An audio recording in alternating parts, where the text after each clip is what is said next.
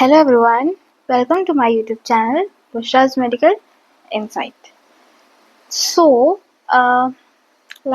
see, in this video I'm going to start the topic plasma membrane, which I have taken from my MSc syllabus, which is from chapter Cell Biology and Signaling. So, उसका हम पहला topic देखते हैं plasma membrane, which is important in every perspective. कोई भी अगर if we are giving any competitive exam or MSc we are doing, it's important. So let's get started. First of all, plasma membrane. We know कि plasma membrane को हम cell membrane बोलते हैं या फिर selectively permeable बोलते हैं, ठीक है. और सारे cells, there are two types of cells, prokaryotic and eukaryotic. So all cells, prokaryotic and eukaryotic both cells are surrounded by plasma membrane. Plasma membrane is something which defines the boundary of cell, okay, and that boundary separates the internal contents from environment. Means from internal to outside there is a barrier, there is a boundary, okay, which we called as also cell membrane. And being a boundary between inside and outside environment, the another critical role of plasma membrane is कि वो maintain करता है whatever the facilitating communication, the regulation, movement of substance, means which substance should be in or out of the cell, वो regulate करता है, वो integrity cell की maintain करता है, ओके, और एक फैसिलिटेड टाइप ऑफ कम्युनिकेशन भी वो करता है, ठीक है. ये चीज हम लिख ले क्या, देखो, all cells means both eukaryotic और prokaryotic, ये दोनों में होता है प्लाज्मा मेम्ब्रेन, जो कि सेल की सराउंडिंग को, सेल की बाउंड्री को डिफाइन करता है. जैसे ये प्लाज्मा मेम्ब्रेन है तो अंदर का क्या हुआ, सेल, तो ये प्लाज्मा मेम्ब्रेन सेल की बाउंड्री को डिफाइन कर रहा है और एक्सटर्नल और इंटरनल कंटेंट को वो सेपरेट रख रहा है, जिसको हम also known as cell membrane, ठीक है, cell membrane. If you all want these notes, please comment me. I will provide you the notes which I have prepared myself. ठीक है. सेल मेम्ब्रेन, इसका मतलब क्रिटिकल फंक्शंस क्या है, critical role क्या है,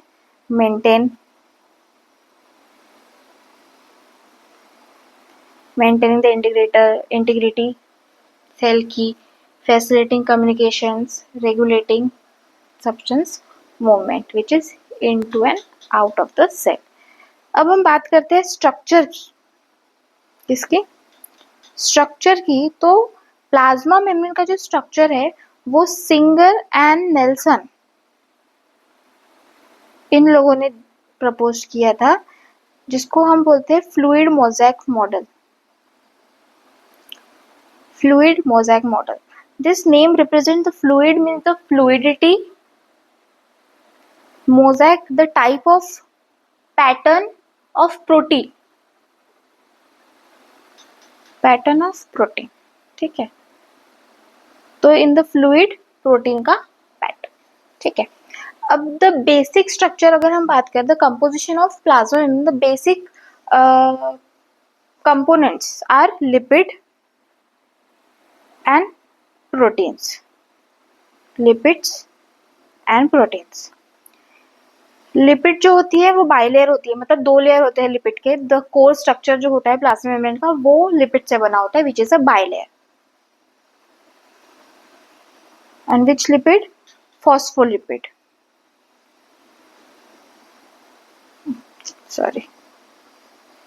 फॉस्फोलिपिड, जो कि फॉस्फोलिपिड होता है हाइड्रोफिलिक और हाइड्रोफोबिक.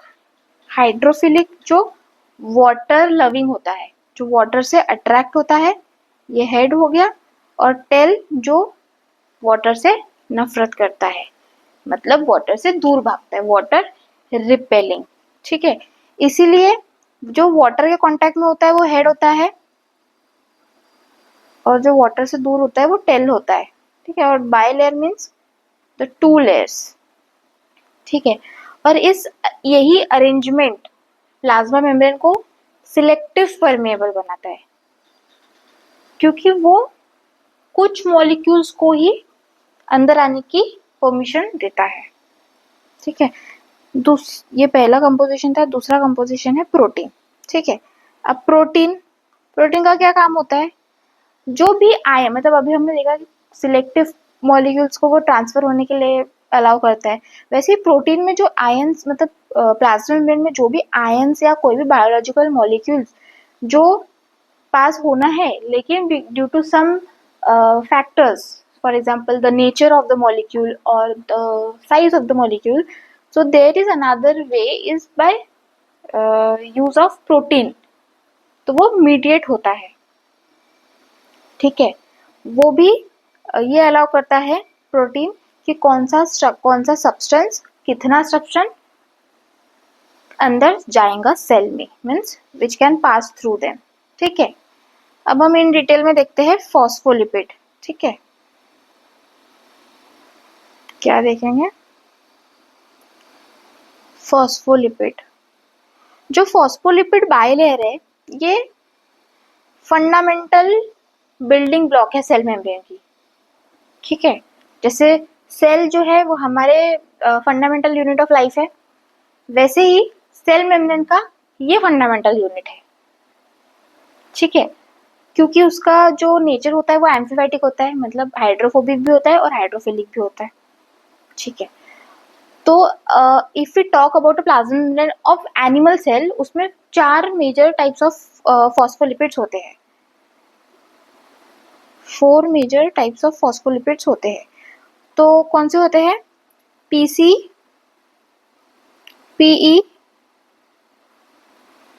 पीएस और एसएम। ठीक है, बहुत इजी है, नाम याद रखना। देखो, फॉस्फेटिडिल सब में है।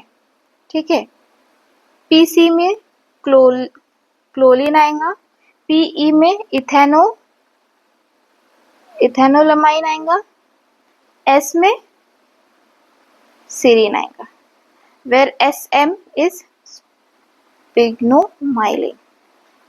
इतना कुछ हार्ड नाम नहीं है, देखने से लग रहा है। तो ये सारे लिपिड्स हमारे बॉडी में कितने अमाउंट में है? More than half.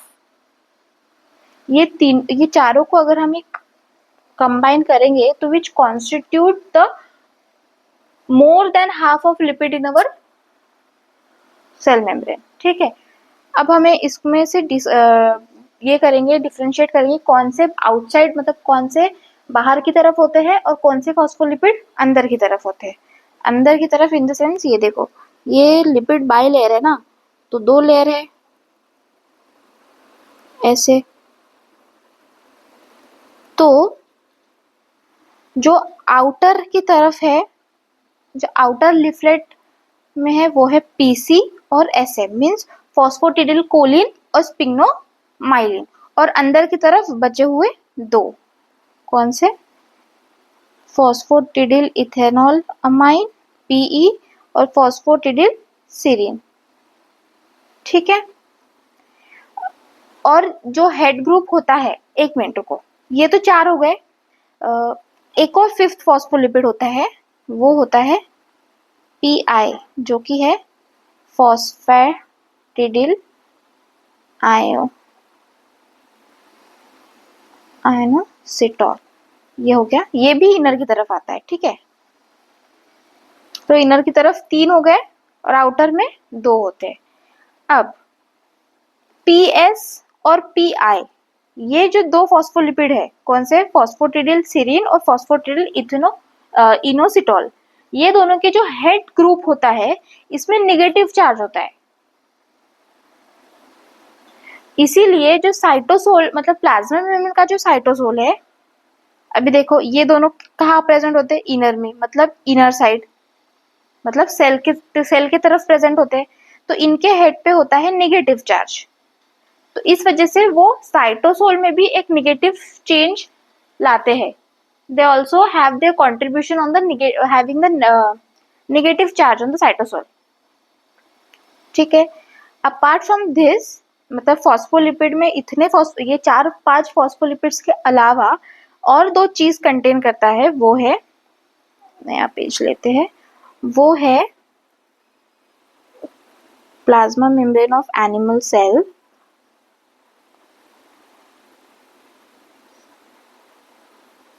Also contain, पहला है ग्लाइकोलिपिड। ग्लाइकोलिपिड भी वो कंटेन करता है, लेकिन इफ वी टॉक कि लिपिड और प्रोटीन का जो कंपोजिशन है प्लाज्मा मेम्ब्रेन में, वो 50-50 है, मतलब 50 या 49-49। तो बचे हुए जो 2% या 1% जो बच रहा है, वो कॉन्स्टिट्यूट करता है ग्लाइकोलिपिड और कोलेस्ट्रॉल। ठीक है, तो ये जो ग्लाइकोलिपिड है, ये आउटर साइड में आता है, जो कि 2% कॉन्स्टिट्यूट करता है हमारे प्लाज्मा मेम्ब्रेन में। वेरस जो कोलेस्ट्रॉल है, ये एनिमल सेल का मेजर मेम्ब्रेन कॉन्स्टिट्यूएंट है, क्योंकि उसमें जो फॉस्फोलिपिड में जितना मोलर अमाउंट है, मतलब जितनी मोलारिटी फॉस्फोलिपिड में है, उतनी ही सेम कोलेस्ट्रॉल में है। तो इस वजह से क्या होता है, जो कोलेस्ट्रॉल है वो फॉस्फोलिपिड में इंसर्ट हो जाता है, क्योंकि उसके पास पोलर हाइड्रोक्सिल ग्रुप होता है, विच इज OH ग्रुप। ठीक है, तो ये OH ग्रुप उसमें होता है कोलेस्ट्रॉल में, तो वो cholesterol with the help of this hydroxyl group phospholipid में वो इंसर्ट हो जाएगा।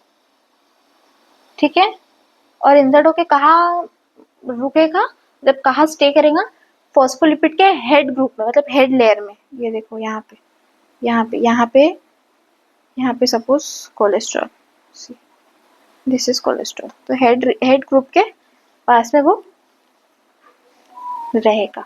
उसके बाद जो फॉस्फोलिपिड है, वो एक बैरियर की तरह सर्व करता है, serves as a barrier. Obviously हमने पहले ही देखा कि बैरियर की तरह सर्व करता है।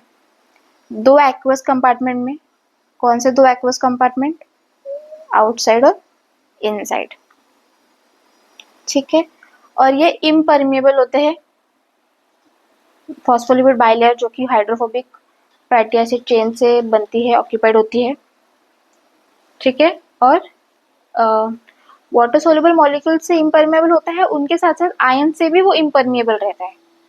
ठीक है, ये था फॉस्फोलिपिड बाइलेयर। इसमें कुछ इतना डिटेल में नहीं जाना है, बस इसमें इतना याद रखने की there are 4 major types of phospholipid, phosphatidyl chlorine, phosphatidyl ethanolamine, phosphatidyl serine और स्पिग्नोमाइलिन। और एक 5th टाइप का भी होता है, जो कि है फॉस्फोटिडिल इनोसिटॉल। ये भी मतलब उसमें से पीसी और SM जो है वो outside of the cell membrane में पाया जाता है, मतलब आउटर लीफलेट पे पाया जाता है। और PE, PS और PI इनर में होता है। PS और PI के हेड ग्रुप पे नेगेटिव चार्ज होता है, इसीलिए वो